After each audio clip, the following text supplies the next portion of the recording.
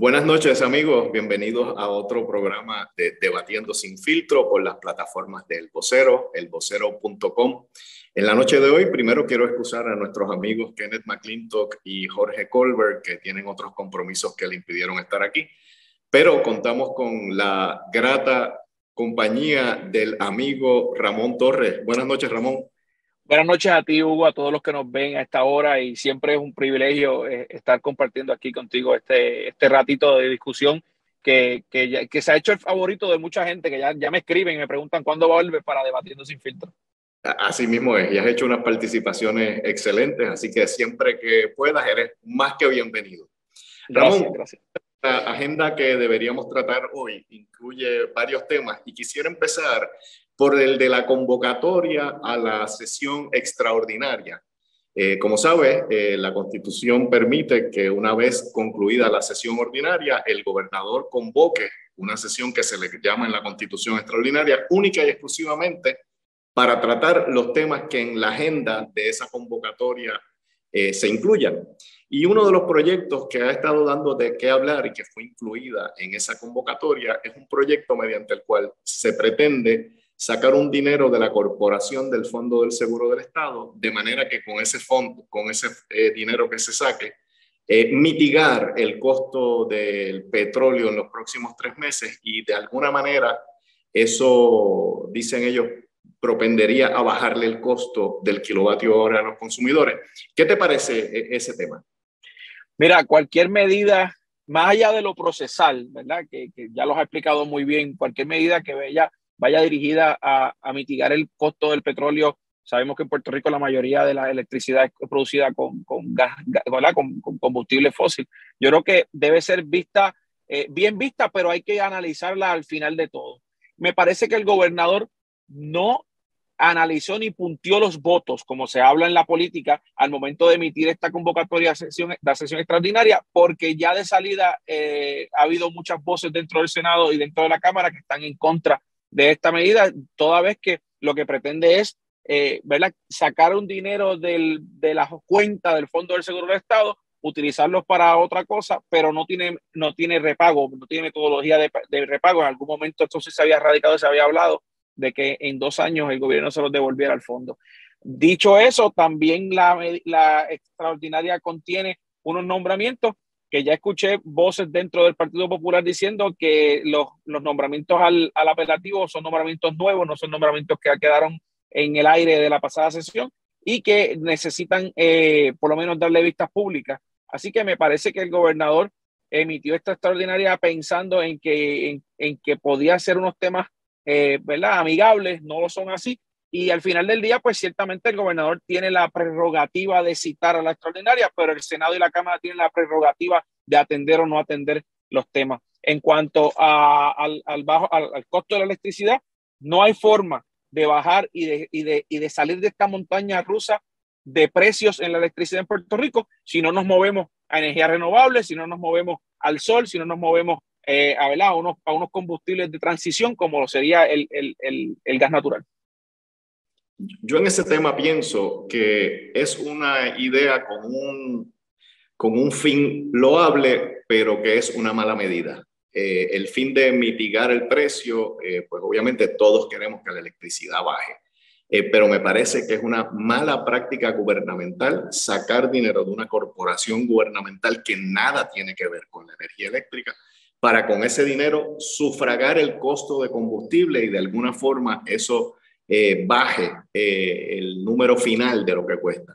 Creo que eso demuestra que no hemos aprendido de las experiencias pasadas. Yo no sé si tú recuerdas hace muchos años cuando el fondo de retiro tenía mucho dinero, que a cada rato se inventaban, vamos a cogerle prestado a retiro. Nunca se lo devolvían, pues hoy no hay retiro. Y creo que es un mal precedente que sigamos incurriendo en esa práctica. Por lo tanto, yo soy una persona que está en contra de eso. Además, me parece que 3 meses es un periodo en el cual no sabemos qué va a suceder y dentro de 3 meses, ¿qué haremos? ¿Volvemos a desfalcar al fondo? ¿Buscamos otra corporación gubernamental que le sobre dinero y se lo sacamos? Es decir, ese camino realmente no es el correcto y concuerdo contigo que el gobierno, ya en política pública, ya en los libros está que deberíamos movernos a energías renovables, es hora de que lo pongamos en función. Y creo que esa es la única forma de mitigar lo de los precios del petróleo, que como todos sabemos, dependen de un montón de variables, ninguna de las cuales está bajo el control de Puerto Rico. Son conflictos internacionales, es mercados de distinta índole, es la fuerza de la demanda y la oferta, pero que ninguno de ellos puede ser controlado por el gobierno de Puerto Rico ni por el pueblo de Puerto Rico. Así que concuerdo contigo que lo que deberíamos mirar es movernos al futuro, que es la energía de fuentes renovables. Tengo otro tema que ha causado mucho revuelo en el fin de semana, Ramón, y es el siguiente. Trascendió que el gobierno de Puerto Rico ha vendido un parque ubicado en el condado. Como tú sabes, los parques, al igual que otros bienes del gobierno, como son las carreteras, las aceras, son bienes de dominio público y esos bienes de dominio público son para el disfrute de todos. Y en un evento que no se había enterado nadie, que no se le había dado publicidad, donde aparentemente ni siquiera se hizo subasta, trasciende que se le vendió a un empresario privado y que allí se están publicando unos rótulos en donde se solicitan permisos para hacer una construcción de un edificio de apartamentos. ¿Qué opinión te merece este tema? Mira, el escándalo es mucho más de lo que has mencionado. El escándalo hay que añadirle el hecho de que aparentemente quien lo está tramitando o quien está dentro del proceso es un familiar del cuñado del gobernador. Como bien mencionaste, los bienes de dominio público, esos son bienes que nos pertenecen a todos. Los parques en este caso cumplen una labor social, cultural, inclusive hasta psicológica, porque los parques urbanos lo que permite es que tú te esparzas, que tú te distraigas, que tú tengas un espacio donde poder disfrutar de la naturaleza en un área en donde lo que hay es mucho cemento, muchos edificios, muchas cuatro paredes. Los que hemos vivido en apartamentos en las áreas urbanas, donde hay altas concentraciones de población, sabemos las necesidades de los parques urbanos, no solamente para nosotros, sino para los niños, inclusive para las mascotas que necesitan, ¿verdad? Que se puedan dar esos paseos, las caminatas, las famosas caminatas de las mascotas. Así que por ese lado, yo creo que el escándalo es mucho mayor que lo que han querido demostrar en la prensa, en el sentido de que lo vendieron a un poco precio, de que van a hacer otro edificio allí. Yo creo que es mucho más que eso. Hay que analizarlo desde el punto de vista de cómo se dio, por qué se dio, quién influyó, quién metió la mano allí, y definitivamente, si hubo mano negra, hay que revertir eso a como estaba anteriormente, porque al fin y al cabo termino como comenzamos. Bienes de dominio público son de todos y tienen una función mucho más de tener allí plantas y mucho más de ser un parque para el disfrute de unos pocos, sino un parque para el disfrute de todos. Y adicional, ¿qué permitiría? O sea, ¿qué pasaría si deciden vender todos los parques urbanos que hay en el área metropolitana? Pues lo que tendríamos sería una jungla de cemento. De acuerdo con todo lo que acabas de decir, y hubo un punto importante que trajiste, y es que siempre que se dan estas transacciones hay que mirar quiénes son los jugadores detrás de las transacciones. Así que eso debemos no quitarle la lupa a ese elemento. Creo además, Ramón, que algunos han tratado de minimizar el issue diciendo, bueno, es que fue un asunto de transparencia, que no se divulgó y que la gente no se enteró. Sí, hay un asunto de transparencia. Pero aun cuando lo hubiesen hecho público, hay un asunto más grave todavía, y es el que tú dijiste. Los bienes del gobierno se dividen en dos categorías: los bienes patrimoniales, que son aquellos que sí pueden ser objeto de enajenación, para que el público nos entienda. El gobierno hizo un edificio de oficinas y ese edificio de oficinas ya no lo necesita. Bueno, pues ese edificio de oficinas podría ser susceptible de una venta, pero un parque, una calle, una acera, una playa, no son esos bienes, y por eso es que se le llama bienes de dominio público y no bienes patrimoniales. Pienso que la función del gobierno es proteger los bienes de dominio público. Creo que la función del gobierno, como dijiste, es permitir espacios de esparcimiento, de compartir, de cultura, que como tú muy bien dices, sirven también hasta psicológicamente para liberar las tensiones diarias que todos los ciudadanos cargamos. Así que creo que sí, que el escándalo es muy grande. Y en lugar de que sirviera de precedente a futuras ventas, quisiera yo pensar que debería servir de precedente revirtiéndolo y estableciendo realmente una voluntad de proteger nuestros bienes. No digo esto con grandes esperanzas, pero sí con mi gran deseo de que así fuera. Ramón, y por último, tengo otro tema. Y es que al final de la sesión ordinaria se aprobó una legislación bastante extensa relacionada a la sustitución del mecanismo para poder seguir cobrando contribuciones o arbitrios a las foráneas. Ese proyecto era necesario que se aprobara porque el Tesoro de los Estados Unidos ya nos había indicado que no iba a permitir que la tributación que se hacía en Puerto Rico y que las compañías que tributaban aquí pudieran no tributar esas cantidades en Estados Unidos, y el Tesoro dijo, bueno, esto se va a acabar ahora, de manera que había que buscar un mecanismo legislativo para la sustitución de esos ingresos, que no es poca cosa, es entre el 20 y el 25% del presupuesto de Puerto Rico. Entonces, en esa legislación que tenía ese propósito, se incluyó un artículo casi al final de la ley, que no tiene nada que ver con la foránea, que obliga a que en toda transacción de venta, donación, segregación, agrupación o cualquier traslación de dominio de un inmueble, se tenga que incluir dos cosas. Número uno, una tasación, y número dos, un plano de mensura. Dime tu opinión sobre esta disposición que fue ahí metida en esa ley.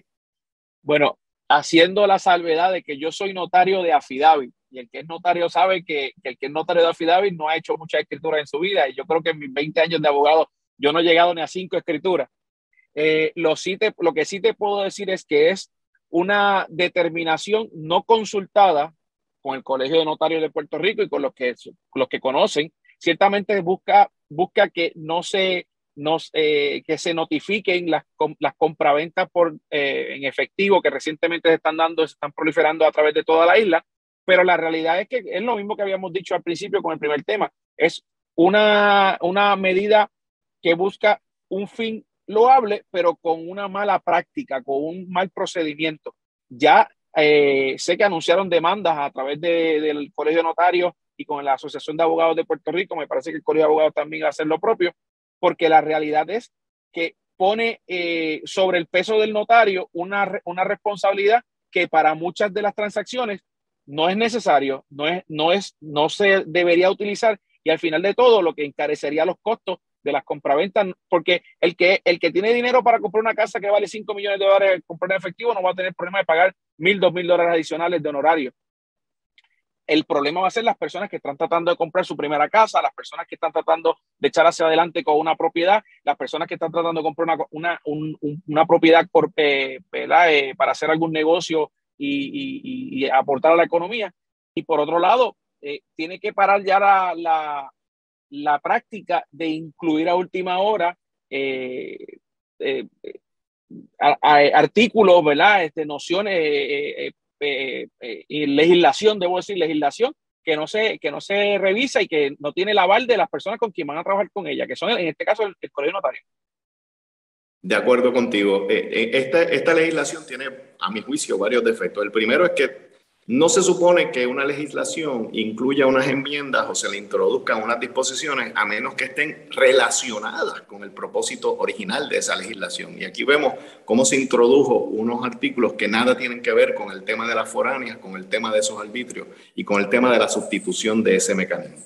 Segundo lugar, creo que tiene otro problema. Cuando se habla aquí de ventas cash, creo que esa palabra la utilizan de mala fe para tratar de que la gente tenga en su mente que es que llegó una persona a la oficina del notario con una bolsa de papel de traza llena de billetes. Y eso yo no lo he visto nunca. Lo que sí he visto es que en casos en donde no hay financiamiento, la persona que va a comprar se le pide en el closing disclosure que traiga unos cheques certificados, y esa persona los trae producto de sus ahorros, producto de su negocio, producto de su riqueza. Son cheques certificados de una institución bancaria. Qué sé yo, para los sellos, para el notario, para el corredor, para el vendedor, para cancelar la hipoteca anterior.